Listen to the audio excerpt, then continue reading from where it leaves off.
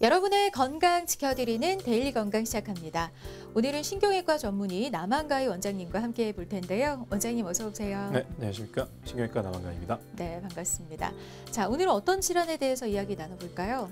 네, 오늘 우리 몸의 중심에 위치해 있는 것이 척추체이고요. 네. 신체의 기둥 역할을 하고 있는 중요한 기관인데 정면에서 바라보았을 때는 일자로 곧게 뻗어 있는 것이 척추입니다. 네. 반면 측면에서 바라보면 굴곡을 띠고 있고 S자 망곡이 유지돼야 척추는 정상적인 기능을 하게 되는데요.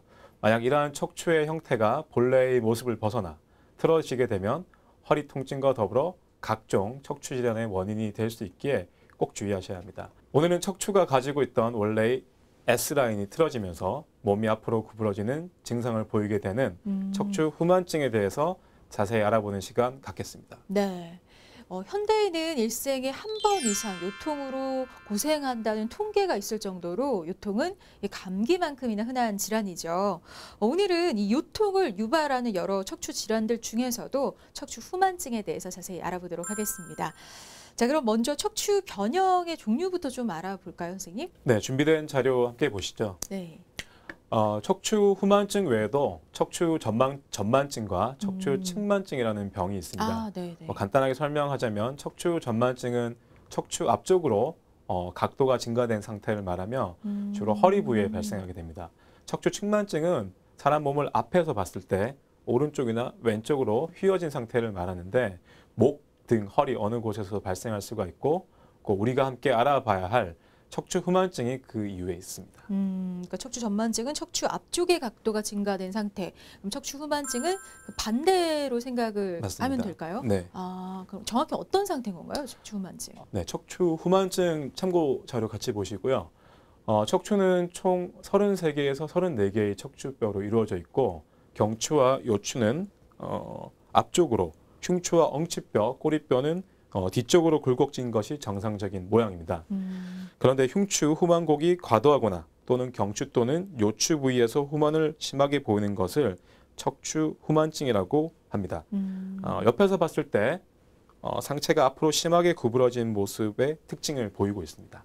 그렇군요. 이제 그래서 그런지 척추 후만증의 경우에 꼬부랑 할머니병이라고 이제 불리는 그런 질환이기도 한데, 근데 척추 후만증의 원인도 여러 가지가 있다고 하더라고요. 어떤 원인들이 있을까요? 대개 척추 후만증은 잘못된 자세가 원인인 경우가 많고요. 학생이나 직장인의 경우 책상에 앉은 시간이 길고 책을 보거나 컴퓨터를 사용하여 허리를 앞으로 구부리는 일이 잦은데 이런 자세는 후만증의 주요한 원인이라고 말씀드리고 있습니다. 의자에 거의 눕듯이 앉아있는 습관 역시 후만증을 불러올 수 있는데요. 노인의 경우 나이가 들면서 근육량이 감소해서 척추가 쉽게 굽을 수 있습니다. 어릴 때 나타나는 후만증의 경우는 선천적인 문제일 수 있으므로 정확한 병원 검진을 받아봐야 합니다. 그렇군요. 자, 가장 흔하게 나타나는 자세성 후만증 외에도 노인성 후만증, 선천성 후만증 여러 가지 있다고 하셨는데 네. 하나씩 좀 자세하게 살펴보도록 하겠습니다. 네. 자, 우선은 어릴 때 나타나는 후만증의 경우는 좀 어떤 선천적인 문제도 있을 수 있다고 하셨는데 네. 그럼 가족력의 영향을 받는다고 보면 되나요? 네, 선천적인 척추 후만증을 일으키는 경우에 유전적 요인도 일부 관여를 하고 있는 것으로 알려지고 있지만 아직 명확하게 밝혀진 것은 없는 상태입니다. 아, 네. 네, 선천적 척추 후만증의 경우는 일부 척추체의 조기 유압이나 형성의 장애로 인해서 발생하게 되고 이런 경우는 꼭 산전 검사에서 선별 검사가 반드시 필요하기 때문에 산전 검사를 잘 받으셔야 할 필요가 있겠습니다. 네. 자, 그럼 이번에는 발발 시기에 따른 척추 후만증에 대해서 좀 알아보도록 하겠습니다. 흔하게는 나이가 들어 뼈가 이제 퇴행하면서 생기는 노인성 후만증을 들 수가 있을까요? 네, 노인성 척추 후만증은 일명 꼬부랑 할머니병이라고도 알려져 있는데요. 네. 퇴행성 변화로 인해서 주로 발생하게 됩니다. 노인성 척추 후만증은 허리를 구부린 상태로 장시간 일을 하시는 농촌 지역 노인분들에게서 주로 나타나게 되고 고령 여성에게 자주 발생하는데요. 여성 노인의 경우 폐경 후 골다공증에 의한 압박골절과 디스크의 두께가 얇아지는 퇴행성 디스크 변성으로 생기기도 합니다. 이외에도 등과 허리를 구부린 자세로 장시간 동안 있는 것도 노인성 척추 후만증 원인 중에 하나라고 할 수 있겠습니다. 네. 이 발발 시기에 따른 척추 후만증 종류 중에 하나로 노인성 척추 후만증에 대해서 설명을 해주셨는데 그 외에는 또 어떤 게 있을까요? 네, 방금 말씀하신 노인성 척추 후만증 이외에도 청소년기 후만증이 있습니다. 청소년기 후만증은 청소년기에 나타나는 구분 등으로 인한 불량한 자세, 그다음에 흉추부 및 흉요추부, 요추부 동통이 주된 증상이라고 알려져 있습니다. 이 밖에 또 질병이 원인이 돼서 생기는 척추 후만증도 있습니까, 선생님? 맞습니다. 결핵성 후만증은 결핵균이 추체를 파괴시키고 붕괴시킴으로써 발생된다고 알려져 있습니다. 그 외 다른 요부 변성 후만증의 경우는 아직 원인은 밝혀지지 않았지만은 쪼그리고 앉아서 일하는 생활 습관이 발병과 밀접한 관계가 있다고 알려져 있습니다. 그 밖에 강직성 척추염의 원인은 아직 불분명하지만은 HLA-B27이라는 사람 백혈구 항원과 밀접한 관계가 있다고 알려져 강직성 척추염 환자분들도 후만증을 조심하셔야 될 걸로 보입니다. 네. 이 척추 후만증의 다양한 원인에 대해서 자세히 알려주셨는데요. 그중에 뭐 청소년기, 자세성 후만증 같은 경우는 노인들뿐만 아니라 젊은 분들도 충분히 생길 수 있는 거잖아요. 사실 구분 등은 나이가 좀 많은 분들에게만 생기는 거다라고 생각을 해야 하는데 젊은 층도 예외일 수는 없겠어요. 네, 잘못된 생활 습관으로 변형이 일어나기도 하고 전 연령층에서도 이러한 주의가 필요합니다. 네. 실제로 건강보험심사평가원에 따르면 척추가 굽어 병원을 찾는 사람은 2013년도 약 3만 명에서 2017년도 4만 명으로 약 30%가량 늘어났음을 보고하고 있는데요. 네. 특히 2017년 기준 척추 변형 환자 약 4만 명 중에 50세 이상이 약 1만 9천 명 정도였고 10대부터 30대까지 환자가 약 1만 4천여 명이었다는 걸 보면 네. 척추 변형이 노인들만의 병은 아니라는 것을 알 수 있습니다. 네. 자, 그럼 이번에는 증상에 대해서도 좀 들어볼게요. 척추 후만증이 생기면 어떤 증상이 나타날까요?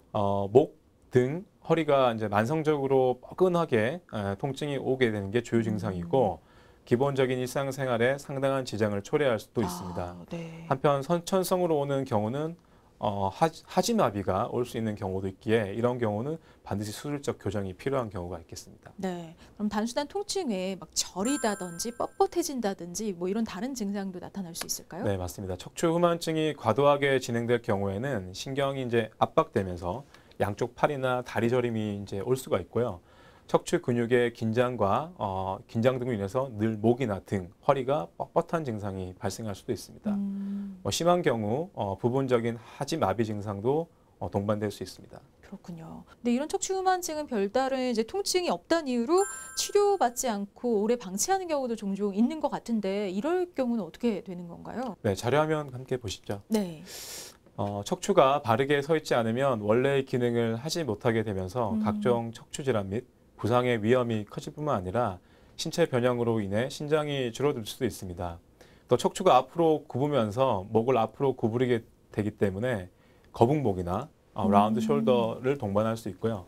또한 척추는 상체 전반을 지탱하고 있기 때문에 척추가 휘어질 경우 장기 위치나 기능에도 영향을 끼칠 수 있습니다. 따라서 초기에 적극적으로 치료를 받아 개선하는 것이 바람직하겠습니다. 네, 근데 이제 보통 허리가 아프다고 하면 이제 디스크 문제를 많이 생각을 하게 되거든요. 그러니까 척추 후만증이 허리 디스크, 그러니까 추간판 탈출증으로도 이어질 수 있는 건가요?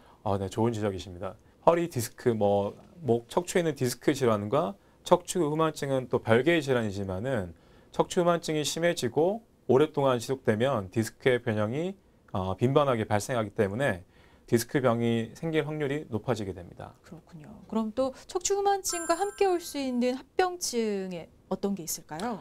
척추 후만증이 심해지면 오랫동안 누워만 있게 되든지 아니면 거동을 이제 많이 못하게 되기 때문에 고령층에서는 욕창이나 폐렴 같은 합병증 발생 위험도가 높아집니다. 네. 만약에 변형된 척추가 척추신경을 누르게 되면 신경장애까지도 발생할 수 있습니다. 그렇군요. 자, 그렇다면 척추 후만증을 좀 스스로 체크해 볼 수 있는 자가 진단법 같은 게 있을까요, 선생님? 네. 자료화면 같이 보시죠. 네. 화면에서 보는 증상들이 나타난다면 한 번쯤 척추 후만증을 의심해 봐야 할 것 같습니다. 또 이런 증상 이외에도 등을 숙였을 때나 바르게 선 모습에서 옆에서 보았을 때 척추가 튀어나오는 증상이 있다면 평소 허리에 큰 통증을 느끼지 않더라도 척추 후만증을 의심해 볼 필요가 있겠습니다. 자, 오늘 이 시간 남한가위 원장님과 함께 척추 후만증에 대해서 자세하게 알아보고 있는데요. 앞서서는 원인과 증상에 대해서 살펴봤으니까 이제 치료법 알아보도록 하겠습니다. 자, 먼저 치료를 위해서 이제 병원을 갔다. 그럼 척추 후만증을 진단하기 위해서는 어떤 방법이 사용이 되는 건가요? 네, 후만증 진단에 있어서 가장 기본적인 검사는 단순 방사선 검사, 우리 알고 있는 엑스레이 검사가 필요하고요. 네. 신경학적 검사를 같이 이제 시행해 보게 됩니다. 대부분 척추 후만증은 이러한 검사를 통해서 진단될 수 있지만은 뭐 하반신 마비가 있거나 종양이 의심되는 경우 등에서는 추가적으로 전산화 단층 촬영, 즉 CT를 촬영해 보게 되거나 네. 아니면 자기 공명 영상이라고 불리는 MRI 검사를 함께 시행해야 합니다.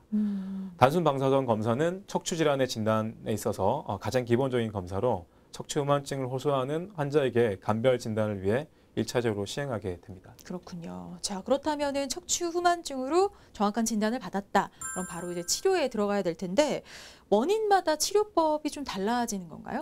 네, 맞습니다. 대부분의 척추 후만증의 경우 보존적인 치료로 증상 호전을 기대할 수 있습니다. 뭐 보존적인 치료라고 하면 약물 치료, 그리고 뭐 물리 치료랑 도수 치료 등의 어떤 보존적인 치료를 말씀드리는 거고요. 신경학적 이상 소견이 있는 경우 또는 뭐 척수에 선천적 기형이 동반되는 경우는 이런 보존적 치료가 아닌 수적 치료가 필요한 경우도 있겠습니다.